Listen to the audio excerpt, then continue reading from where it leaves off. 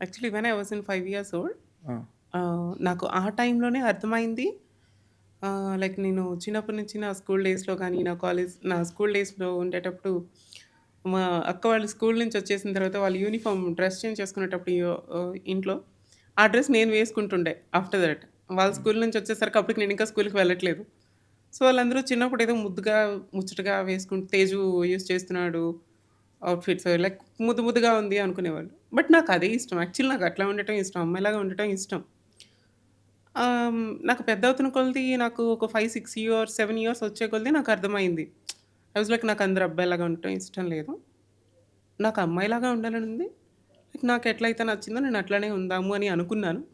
But నేను పెరిగిన పరిసర ప్రాంతాలు గాని, నేనున్న ఫ్యామిలీలో కానీ అది పాసిబుల్ అవ్వలేదు.